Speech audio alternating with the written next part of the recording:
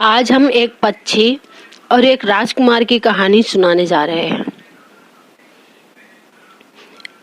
एक बूढ़ा बुजुर्ग आदमी रहता था और एक बुढ़ी रहती थी।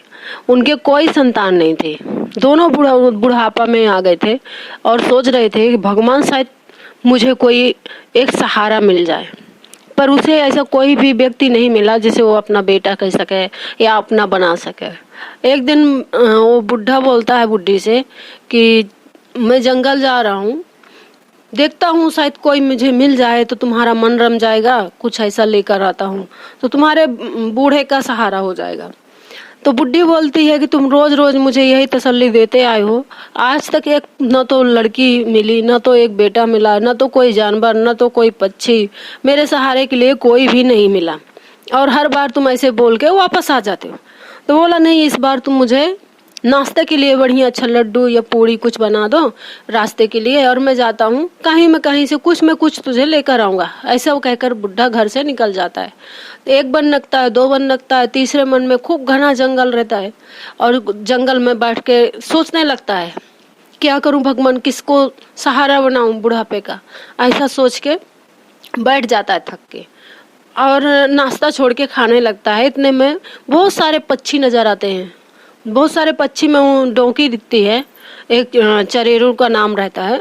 वो डोंकी दिखती है, वो डोंकी को लेकर आते हैं, वहां से पकड़ के लेकर आता है घर। घर में लेकर आता है तो बुढ़ी को बोलता है देख तेरे बैठे का मतलब अकेले का सहारा लेकर आ गया। तो बुढ़ी बहुत खुश होती है और सोचती है कि मेरा दिन अब अच्छे से खुशी से कट जाएगा। अभी और खाना पीना सब व्यवस्था करती है, देती है, रोज उसे पानी रखती है, थोड़ा थोड़ा चावल है या कुछ और ऐसा चुनने के लिए कुछ भी देती है, अनाज विनाज। बाद में धीरे धीरे वो उसे बहुत साल हो जाते हैं घर में रख के, ऐसा आदत पड़ जाती है बुढ़े बुढ़े की दोनों की। और वो एक दिन क्या कर रही है कि उसे माठा वहाँ रही थी। माठा मतलब दही है ना, जो छाछ निकालते हैं वो, तो दही को मथ रही थी। तो एक बगल से राजा का घर था, तो राजा का कुंवर सुन रहा था और वो बुढ़ी बोल रही थी। उसे क्या बोलती है, बेटा तो नैनू के छींटा पड़ जाएंगे और मथानी की फांस गड़ जाएगी, नीचे उतर जा। एक बार बोली, दो बार बोली, ऐसा 3 बार बोला। तो राजा सुना, राजा का लड़का सुनता है और दौड़ा दौड़ा आता है और बोलता है बुढ़ी माई तेरे घर में इतना अच्छा कौन है, इतना सुकुमार की जिसे नैनू के छींटा पड़ जाएंगे और माठा के छींटा पड़ जाएंगे और मथानी की फांस गड़ जाएगी। तो वो बोलती है कि कोई भी नहीं है मेरे पास, कौन होगा, मैं तो अकेली बुढ़ी हूँ, कुछ भी नहीं, मैं अपने आप से बात कर रही थी। वो पीछे पड़ जाता है और बुढ़ी बेचारी सोच में पड़ जाती है, यदि मैं इसे बता देती हूँ तो ये तो इसका शिकार कर लेगा, क्योंकि बड़े आदमी है ये लोग, तो इसका शिकार कर जाएंगे, चरेरू है, पक्षी है, इसे मालूम पड़ जाएगा तो ये मार डालेगा। ऐसा सोच के बुढ़ी दुखी होने लगती है। बाद में दूसरे दिन फिर वो आता है और बोलता है कि कोई तो ऐसा होगा तुम्हारे घर में। तो जबरदस्ती अंदर घुस जाता है और देखता है तो पिंजड़े में वो डोंकी रहती है। तब डोंकी रहती है तो आगे पीछे घूमती है वो बुढ़ी के।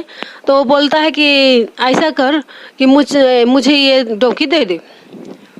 बुढ़ी बोलती है कि मैं अपने लिए मंगाया था सहारा बुढ़ापे के लिए, तुम इसका क्या करोगे, पक्षी है, रहने दो। तो बोलता है नहीं मुझे दे दो। तो बुढ़ी बोलती क्या तुम इससे शादी करने वाले हो जो मुझे मांग रहे हो कि मुझे दे दो।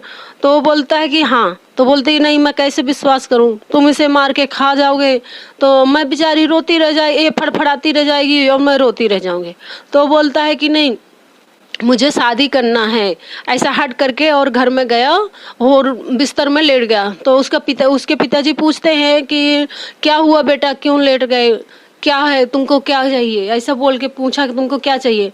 तो वो बोलता है कि मुझे उस बुढ़ी के यहाँ की एक राजकुमारी है उससे शादी करना है।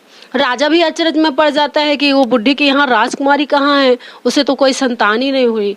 लेकिन उसके मुंह से यही निकल गया कि वो उसी लड़की से मैं शादी करूंगा जो बुढ़ी के घर में है। अभी किसी को नहीं बताता कि वो सच में लड़की है या पक्षी है, कौन है। ऐसा सोच के कि मैं उसकी डोंकी को अपने घर में लेकर आऊंगा। मोहित हो गया देख के। राजा से हट करके शादी करने की तैयारी करता है और बारात लेके जाता है, तब भमरी फेरे होते हैं ना, तो उसमें बैठते हैं तो फेरे लेते हैं।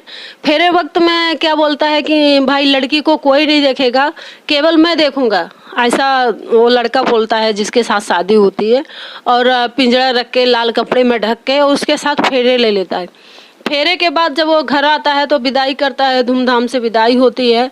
और जो कुछ उसके पास बुड्ढी के पास होता है तो अपना देता है, देती है, जैसे कन्या को देते हैं लड़की को, वैसे ही सम्मान के वो विदा कर देती है।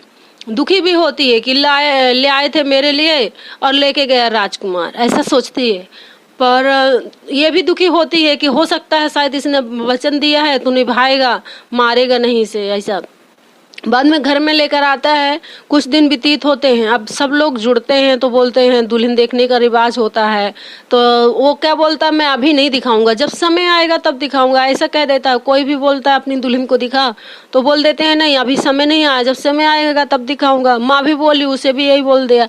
भाभी बोली, उसे भी यही जवाब दिया। बाद में एक दिन क्या होता है, उसके भाई की शादी होती है, छोटे भाई की। और वो शादी की तैयारी करके भाभी के मतलब शादी के लिए तैयार होता है और बोलता है कि अब मैं तो जाने वाला हूँ शादी में भाई के, अब तुम अकेले रह जाओगी तो क्या करोगी। पानी भर के रख जाता है, खाना रख जाता है और बोलता है जब तक मैं ना आऊँ तो तुम कहीं मत निकलना, और पिंजरा बंद कर देता है। लेकिन एक ऊपर से घर का खपड़ा खुला रह जाता है। और उसके शादी में मतलब काम जब करने वाले आते हैं तो बोलते हैं सब लोग कि तेरे औरत नहीं निकलती काम करने के लिए, ये काम पड़ा है, ये काम पड़ा, ऐसा कहती है, सब लोग ताना मारते हैं। तो ये उसको सुनाता है कि घर में सब लोग ऐसा बोल रहे हैं, अब मैं क्या बोलूँ, उनको क्या बताऊँ। तो वो बोल देती है कि ऊपर का एक खपड़ा खोल दो और मैं सारा काम कर दूंगी। इसे भी अचरज लगता है लेकिन करता है, जो वो बोलती है वही करता है। बाद में वो अपना दाल है, गेहूं है, चावल है, सारा काम कर देती है और अपने पंखों से पूरी दीवार पोत देते हैं। तो जब सुबह उठती है, सास देखती है, उसकी भाभी देखती है, तो बोलते इतना अच्छा काम करती है तो कितनी अच्छी होगी इसकी दुल्हन, शायद से इसीलिए नहीं दिखा रहा कि कहीं नजर न लग जाए, ऐसा सोचते हैं सब लोग। बाद में जब भाई की शादी में जाते हैं तो वो लोग तो ताला मार देता है, बाहर से ताला लगा देते हैं और निकल जाते हैं। तो ये उराव के मारे बहुत नाचती है जब मतलब दुल्हा निकलता है घर से तो नाचते हैं ना, बाजा बैंड बजते हैं। तो उराव के मारे, खुशी के मारे इतना खुश हो जाती है कि भूल जाती है, उसका पानी आनी सब गिर जाता है पिंजड़े से और ऊपर का खपड़ा खुला रह जाता है। तब बारात वहाँ पहुँच जाती है। अब इसे भूख प्यास लगती है, कुछ भी खाना नहीं, पानी नहीं, कुछ भी नहीं। तो बोलती है कि खाने बिना तो रह लूंगी लेकिन पानी के बिना तो नहीं रह सकती। वो डब्लूया छोटा सा घड़ा रहता है मिट्टी का, वो गले में फांसती है और उड़ जाती है। तब उड़ जाती है तो उड़ते उड़ते जाती है, जंगल में निकल जाती है। एक बन रखती है, दो बन रखती है, तीसरे बन में एक कुआं, बहुत बड़ा कुआं मिलता है, वो इंदारे पे जाती है और उसमें बावड़ी में उतर जाती है। जब बावड़ी में उतर जाती है तो पानी भरती है तो डब्लूया डूबती है तो अपना उतराती है, और वो डूबती है तो डब्लूया उतराती है। ऐसे करते करते उसे ना रात हो जाती है, शाम हो जाती है। तब दिन बूढ़ने लगता है तो शंकर पार्वती वहां से निकलते हैं और पार्वती जी बोलती हैं स्वामी स्वामी मुझे प्यास लगी है। तो जब ऐसा बोले तो पार्वती बोलती है मुझे प्यास लगी, तो शंकर जी बोलते हैं इसीलिए मैं साथ लेकर नहीं आ रहा था, क्योंकि औरतों का इधर उधर भटकना ही अच्छा नहीं है, ऐसे शंकर जी बोल के मुस्कुराए। तो पार्वती बोलती है स्वामी एक बार देखो ना, जंगल में कहीं तो कुआं होगा। और जब शंकर जी देखते हैं तो कुआं में पानी है, देखे पानी है, पर पार्वती ने देखा तो वो बोलते पानी बस नहीं है, यहाँ तो कोई और भी है स्वामी, ये तो डूबती उतराती है, कौन है। शंकर जी देखते हैं, बाद में दुखी होते हैं और क्या करते हैं अपनी उंगली का खून काट देते हैं। वो तीसरे नंबर की उंगली रहती है ना, उसका खून काट के उसके ऊपर छिड़क देते हैं। वो इंसान रूप में परिवर्तित हो जाती है और बोलती है कि मुझे प्यास लगी थी इसलिए मैं यहाँ आई हूँ। अब वो बोलते हैं शंकर जी की जा तू अब घर जा। अब वो चल के उतने दूर से कैसे आ सकती है, तो बोलती है पहले मुझे वही रूप, मैं घर पहुँचूंगी तो मुझे मेरा रूप दे देना। तो उड़ के वो पानी बांध के लेकर जाती है, और जैसे पानी लेकर जाती है यहाँ से उड़ के जाती है, घर में पहुँचती है, नीचे उतरती है तो उसके पैर बन जाते हैं, क्योंकि वो लड़का सिंदूर डाल के गया था, जो राजकुमार था वो घर में सिंदूर डाल के गया था कि कोई भी यदि घुसेगा, कोई शिकार करेगा, इसका मारेगा तो मुझे पता चल जाएगा, पैर बन जाएंगे इंसान के तो मालूम पड़ जाएगा कि कौन अंदर गया घर के। ऐसा सोच के सिंदूर पूरे हाथ छोड़ के गया था। तब वो आता है तो देखता है कि घर में कोई भी मतलब ताला बिल्ला वैसे लगा, जैसे लगा था वैसे लगा है, पर जैसे कि ताला खोलता है वैसे देखता है तो उसके पैर पैर बने रहते हैं घर में। तब पैर पैर बने रहते हैं तो बोलता है कि मैं तो यहाँ था नहीं, कोई आया मेरे जाने के बाद। और जब डायरेक्ट पिंजड़ा देखता है, पिंजड़े में वो डोंकी नहीं मिलती, क्योंकि वो स्त्री हो जाती है, औरत रूप बन जाती है, एक रानी बन जाती है। तो देख के चकित हो जाता है, रोता है, तुरंत अपना कटार निकालता है। वो तलवार रहती है ना छोटी, उसे कटार बोलते हैं।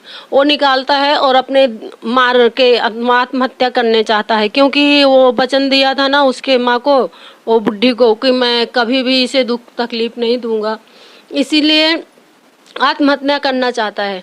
तब वो आके हाथ पकड़ लेती है तो बोलता है कि तू कौन, छोड़ मुझे, मैं नहीं जानता तुझे और मुझे मर जाने दे, ऐसा बोलता। तो वो बोलती नहीं, तुम मेरे स्वामी हो, मेरे पति हो, मैं तुम्हें ऐसा कैसे करने दूं, मैं ही तुम्हारी डोंकी हूँ, ऐसा बोलती है और बताती है वो जो पक्षी तुमने रखा था वो मैं ही हूँ। तो बोलता है कि ऐसे कैसे हो गया, कि तू इतनी अच्छी कैसे बन गई, एक पक्षी से एक औरत कैसे बन गई, मुझे तो विश्वास ही नहीं हो रहा है। वो बताती है कि मुझे एक मतलब जंगल में मैं गई थी तो ऐसा ऐसा हुआ, वहाँ शंकर जी पार्वती आए और मेरे ऊपर खून छिड़का, उन्होंने मुझे जीवन दान दे दिया और तुम्हारी और मेरी जोड़ी अमर कर दी, बोला दोनों तुम साथ में रहो, इसलिए मुझे औरत का रूप मिल गया। और दोनों राजा रानी बढ़िया अच्छे से रहने लगे। सबके पास जब वो नई दुल्हन का स्वागत कर रहे थे तब भी ये अपनी दुल्हन को भी निकाल के लेकर आया। सब लोग देख के चकित रह गए, अरे सच में इसकी दुल्हन इतनी अच्छी है, इसीलिए तो ये ताला के अंदर रखा था, ऐसा कहकर सब खुश हो गए। जय माँ शारदा। जय। दोस्तों, अगर आपको ये स्टोरी पसंद आई है तो प्लीज़ शेयर कर दीजिएगा, वीडियो को फटाफट से लाइक कर दीजिएगा। आपके लाइक हमें मोटिवेट करते हैं स्टोरी बनाने के लिए, तो प्लीज़ शेयर कर दीजिएगा। मिलते हैं नेक्स्ट वीडियो में नेक्स्ट अनसुनी कहानियों के साथ।